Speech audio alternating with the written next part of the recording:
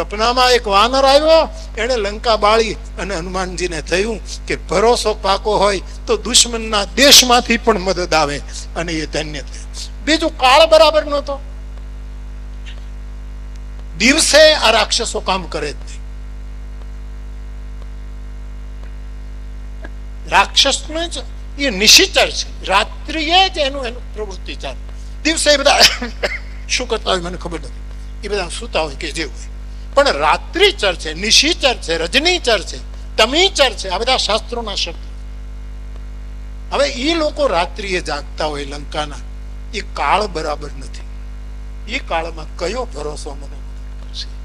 એનો જયારે હનુમાનજીએ અશોક વૃક્ષની ડાળ ઉપર બેસીને વિચાર કર્યો, અને એ વખતે વિચાર કરે કે શું થશે.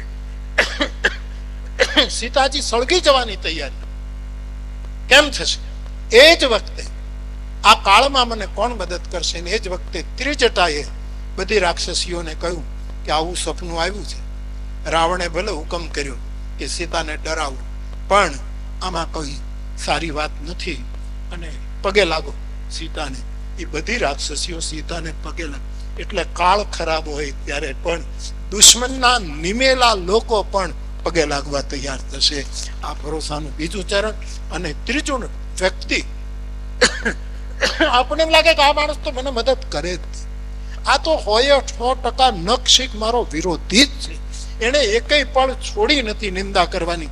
એવી વ્યક્તિ તમને મળે ત્યારે તો આપણને આશા હોય જ નહીં કે આ મને મારો ભરોસો હોય તો આને આ મને મદદ કરશે.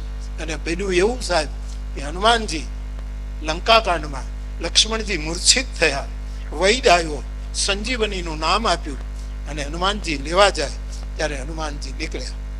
અને રાવણને ખબર પડી, રાવણ કાલ નેમી ગૃહ આવા, કાલ નેમીને ઘરે આવ્યો કે આ વાનર જો જઈને સંજીવની સવાર પહેલા લાવશે તો દુશ્મનનો ભાઈ જાગૃત થઈ જશે. અને કાળ છે, શેષનાગનો અવતાર છે. જો સહસ શીશ અહિશ મૈધર લખન સચરાચર ધની સુરકાજ ધરી નર રાજ તનુ ચલ્યું દલન ખલ નિશિચર. અને એવા લક્ષ્મણ જાગશે તો કોઈને નહીં રહેવા દે. આ માણસ જાગવો ન જોઈએ. એટલે કાલનેમી ને મોકલ્યો કે એના રસ્તામાં વિઘ્ન કરો. કાલનેમી હનુમાનજીને અટકાવે તો આવો. હનુમાનજી એને પગે લાગે, મહાત્મા છે પગે લાગે, અને પેલા એ વાત માંડી રસ્તો રોકવા, સમય કાપવા માટે કે મેં કોઈને અત્યાર સુધીમાં દીક્ષા આપી નથી. હમેથી દીક્ષા આપનારા હોય છે, અત્યાર સુધી મેં કોઈને આપી નથી.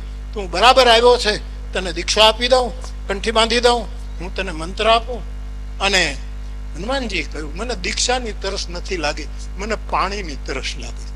પેલા પાણીની વ્યવસ્થા કરો, પેલા રોટલો આપો, પેલા આવકાર આપો, પેલા પંગત કરો. નાનક આપણને શીખવી ગયા કે સાધ સંગત અને પંગત આ ભારતના ખૂનમાં વણાયેલી હતી કે સાધ સંગત અને પંગત આ બે કરવાની. જે સાધુઓ એ કર્યું. તો હનુમાનજી કહ્યું મને તરસ લાગી છે, પેલા પાણીની વ્યવસ્થા કરો. એટલે પેલા કમંડળ આપ્યું.